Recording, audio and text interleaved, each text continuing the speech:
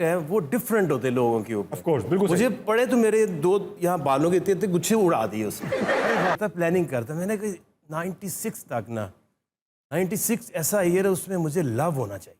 कोई मेरा एक दोस्त है उसकी भांजी की शादी थी, समझ गया। अच्छा मैं जाता जूता नहीं, उस दिन मैं चला गया। किस्मत। इससे पहले भाभी के हम सवालों की गहराइयों में चले जाएं, हम शुरू से स्टार्ट करेंगे। 1998 की गर्मियाँ हैं, आप दोनों की शादी हो चुकी। अब ये माशाल्लाह 24 साल पुराना वाक़या है। इस 24 सालों में, ये 24 साल की जर्नी है माशाल्लाह, हमने देखा है रिसेंटली कि जो सेलिब्रिटी कपल्स होते हैं वो इतने लॉन्ग लास्टिंग नहीं होते, मगर 24 साल एक बड़ा अरसा होता है माशाल्लाह। तो इसमें आकिब भाई का सब्र इन्वॉल्व है या आपकी बुर्दबारी? मेरी दुआएं और सब्र और वजीफे सारा कुछ। ममता दे रही है आपको रिलेशनशिप में। जी माशाल्लाह सब्र भी है और ये बड़ी एक फिनोमिनल जर्नी रही है। ऑफ कोर्स मैं जानता हूँ आकिब भाई को। और आपको ये भी पता होगा फिर सब्र किसका है। आकिब भाई ग्रेट आदमी। अच्छा मेरे लिए आसान नहीं किया है, क्या? मुझे भूलने की आदत है, तो मुझे सब फर्क ही नहीं पड़ता मेरे साथ क्या हुआ। आप भूल चुके, आप सुन इस मामले में। सुन। अच्छा आकिब भाई माशाल्लाह 24 साल हो चुके हैं। सबसे इंटरेस्टिंग बात जो मैंने आपकी डेट्स में देखी वो ये थी कि मई में शादी हुई, दिसंबर में आप रिटायर हो गए। दो काम एक बंदा नहीं कर सकता। क्या मुश्किल था, क्रिकेट या भाभी? मुश्किल था तो छोड़ दिया, ये देखिए अभी तक। वाह, बहुत अच्छा जवाब, बहुत अच्छा जवाब, तालियां होनी चाहिए। कुछ देर सोचा भाभी और उन्होंने बताया कि मुश्किल था तो वो छोड़ो। अच्छा भाभी आप इतनी आसान हैं बकौल आकिब भाई, मगर आपने 40 किताबें माशाल्लाह 2 साल में लिख ली। 2 साल में होते हैं अगेन 24 महीने। 24 महीनों में आपने 40 किताबें लिख ली। 100 पेज की तो मिनिमम होगी किताब। 200 पेज की एक। 200 पेज, ये हो गए 8000 पेजेस। 8000 पेजेस और ये हो गए 700 के 720 730 दिन। आप रोज के हिसाब से 100 पेज लिख रही हैं तकरीबन, समथिंग। तो उस वक्त ये क्या कर रहे थे? ये कुछ नहीं कर रहे थे तो किताबें लिखना पड़ी। जब बंदा इतना फारग हो जाए तो फिर किताबों पे लग जाता है। अच्छा इसमें बड़ी इंटरेस्टिंग एक प्लीज है, तो कोरोना जो है वो उसके जो इफेक्ट हैं वो डिफरेंट होते हैं लोगों के ऊपर। ऑफ कोर्स, बिल्कुल। मुझे पड़े तो मेरे दो यहाँ बालों के इतने इतने गुच्छे उड़ा दिए उसने। फिर कोरोना जो है वो यहाँ पड़ा और किताबें आ गई बाहर।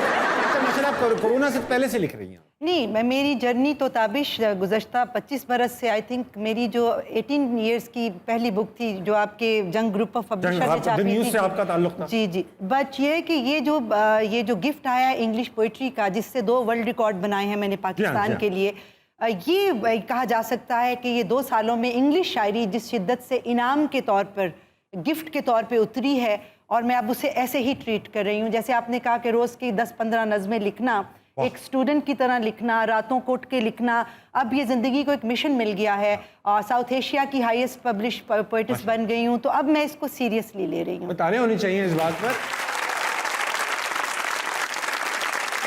मैंने सुना कि एक एम्बेसी का फंक्शन था किसी, उसमें नौजवान की नज़र आप पे पड़ी और फिर ये कहीं नज़र उठाने के काबिल ना रहे।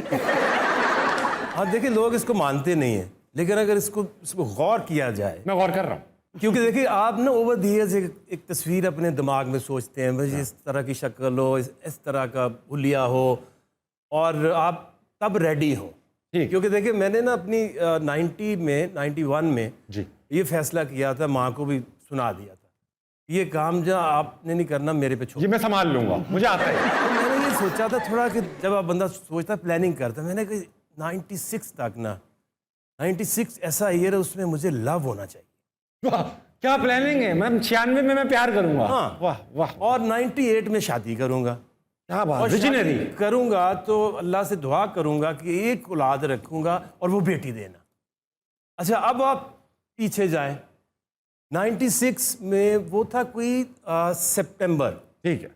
सितंबर में अब मुझे लग रहा था किधर है यार, किधर गई प्लानिंग आउट हो रही है सारी, प्लानिंग खराब हो जानी थी। तो वो डिनर था एम्बेसी में, तो वहाँ ऐसे अगर मैं देखा, ओ यस चेक कर, ये वाली बात। लेकिन वो है कि पता नहीं हिम्मत ही नहीं पड़ी कि जाके नंबर मांग लो। अच्छा उस दिन कुछ नहीं हो पाया? नहीं हुआ, चली गई, खत्म। मैं को यार अब क्या करूं। अब फिर दिसंबर में कोई मेरा एक दोस्त है, उसकी भांजी की शादी थी। समझ गया। अच्छा मैं जाता जूता नहीं, उस दिन मैं चला गया, किस्मत। ऐसे कि रस्टी सा कोट पहन के ना ऐसे बैठा हुआ था, बोर हो रहा था शदीद। ऐसे में एक नुक्कर में वही शक्ल फिर नजर आई। मैं कि आज नहीं छोड़ूंगा, आज नहीं। फिर मैंने ऐसे तैसे करके नंबर ले लिया। अच्छा भाभी, ऐसा है कि आपको इन्होंने पसंद कर लिया, ये ऐसा क्या है आप में? अब ये तो यही बताएंगे। ये तो आके भाई भाभी में ऐसा क्या है जो रमीज राजा में नहीं?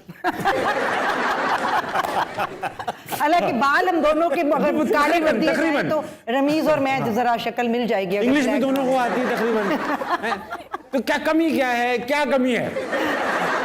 देखिए मेरी बात सुनिए, ये तो एक तो ना तो इंसान को जो अट्रैक्ट सबसे पहली चीज तो शक्ल ही करती है। हाँ, ऑफ कोर्स। उसके बाद ही पता चलता है ना कि अंदर क्या है। Of course. तो शक्ल आपने सोची होती है, आपको किसी को किस तरह की लड़की पसंद है। मुझे ऐसी पसंद थी, ठीक है। क्योंकि उससे पहले कभी नहीं ऐसे चौंका कि वो यस। अच्छा, उस दिन फिट हो गई उस पजल के अंदर वो जो जो आपकी एक life शक्ल में। थी Very वो nice। तो सिलेक्ट हो गई। अच्छा भाभी, ये है कि हमें पता चला अपने जो हमारे जराए हैं, आपको पता है जियो के जराए कितने होते हैं? आमदनी के भी और खबरों के भी। इनके जो जराए हैं, हमें उन्होंने बताया कि आके भाई आपकी पहली मोहब्बत नहीं थी, अल्लाह। किताब। तो ये किताब से मोहब्बत का कहाँ से आगाज हुआ? ये कौन सी किताब? क्या जमात इस्लामी को सपोर्ट करती है? उनका निशान है किताब। नहीं, ये मोहब्बत का इसलिए मेरे वालिद साहब कसूरवार ठहराए जाएंगे। ठीक है। क्योंकि वो एक बड़े हिस्टोरियन थे, पाकिस्तान मूवमेंट के अंदर थे, कायद आज़म अरे माशाल्लाह। के यूथ लीडर्स में थे और बड़ी लेट शादी की थी उन्होंने पाकिस्तान बनने के बाद। बट उन्होंने 12 से 15 किताबें पाकिस्तान मूवमेंट के ऊपर अवार्ड विनिंग लिखी।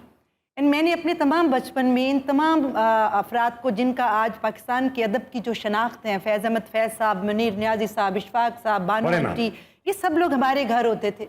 और मेरे वालिद ने एक माहौल क्रिएट करके लिटरेचर का रखा था। उन्होंने मुझे सिखाया था कि किताब जो है वो काबिल तकरीम होती है, किताब इज़्ज़त का बायस होती है। जी हाँ। तो आज जब वो दुनिया में नहीं है और ये किताब मेरी शनाख्त बनी है, तो मुझे एहसास हुआ है कि दुनिया चाहे जितनी मर्जी डिजिटलाइज हो जाए, जितना मर्जी बदल जाए, लेकिन किताब की जो इज़्ज़त है वो नहीं मरती, किताब वहीं रहेगी और किताब कभी ख़त्म नहीं होगी। बेहतरीन, बहुत अच्छी बात किया। किताब तो कभी खत्म नहीं होगी।